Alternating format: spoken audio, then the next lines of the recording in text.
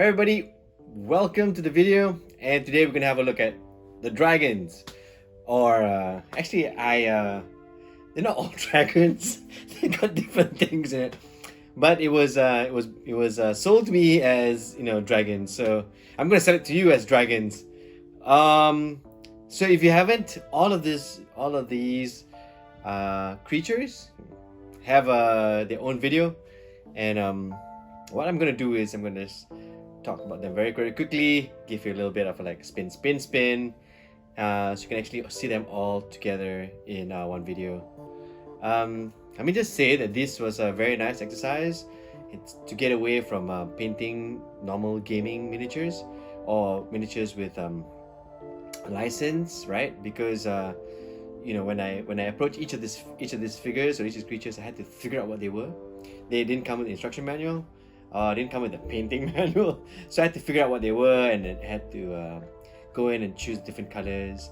And let me just say that this is an extremely good exercise for you if you're painting, especially if you intend to move into painting, other things apart from licensed miniatures. So yeah, so let's have a look at all of these. The first figure that we're going to have a look at is the Gryphon. Now, I think this figure sets the tone for how excited I was to be painting these dollar store miniatures. All of the figures you see here were painted in under 8 hours. Some were painted in about 3 hours. Now, once you have a general idea of what you want to do, all that is left is the execution. For me, this is honestly the secret to speed painting. Once you mentally know where everything goes, it's then a small matter of how you want it to look. Now, I did not want to spend too much time on these figures, but I wanted to use these figures as practice. One of the things I liked about painting the Gryphon was the use of mythical orange as a skin base over the black base. The gradual build-up was essential in getting the musculature to look great. The colors was not a big change from the original figure I bought. The figure was more of an exercise in cleanup. This one rather accidentally became the figure that showcases what you can do to clean up and accentuate the look of a figure. The base was a 3D print, I think, and was very instrumental in making the figure stand out on the shelf.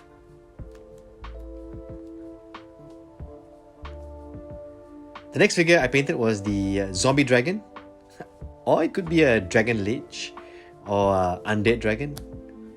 At first when I started, the figure was just a generic dragon that I could paint in any color. But as I was going through the figure and slowly giving the figure a more considerate look, in fact, even when I was painting, I started to notice that there was something different about this figure. And when I decided it was going to be a little more undead, my palette shrunk considerably. Leathery wings, exposed bones, dried dead flesh made my palette drop to more or less the browns. Considering that I got this from a dollar store, the figure looks great. There was enough on the figure to give the figure a narrative to work on. The lower jaw not being there was an example of how it's such a nice touch. And on first glance, it's rather misleading. Now, but it actually helped tell me how far along the deterioration on the dragon is. The base for this figure was left barren, quite simply with just the ash waste as the basing. The next figure is the Salamander Dragon, Gecko Dragon, Dino Dragon, which was taking what I did for the Undead Dragon and flipping it. This one was an exercise in color theory, or at least my ability to get the exercise to work. I did some research on natural salamander and gecko colors and how they complement each other. I then gave myself at least about 6 hours to complete this.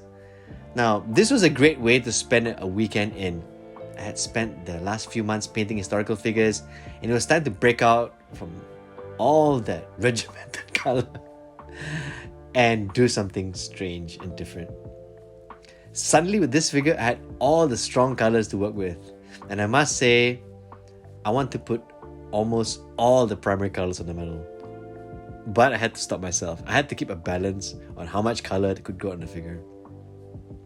To attempt something like this with so little time was not such a great idea. I think the figure could have benefited from a few more hours of smooth blending. But I like how colorful the figure is, and I like how the figure turned out. Finally, the Dronkey. The figure was fun from the get-go, let me just say. From the first time I saw it, up until putting the final touches on the figure.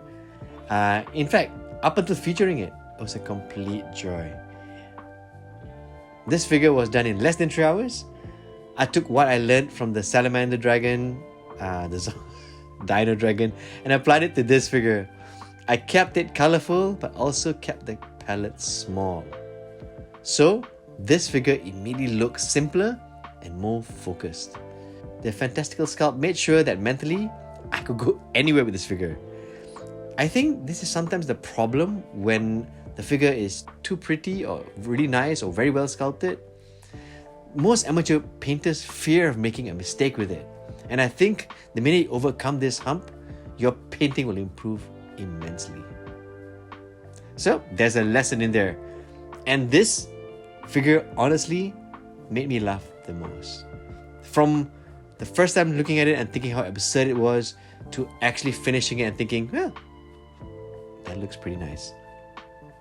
All were great, all 4 were fantastic, and I can't wait to start painting another 4 dragons. So there you have it. All the creatures. Personally, I like how they all turned out. I like how progressively, I got more daring with color. I like how with each one, there was a different story I could tell. And I like how, each of them stands out on their own. So that's pretty much it. I hope you liked the video. Yeah, I'm gonna be doing more. I've got a whole stack of another 4 creatures, and hopefully when that's done, I can do the same thing like I did with this one. Again, thanks so much for watching, and don't forget to enjoy painting those figures.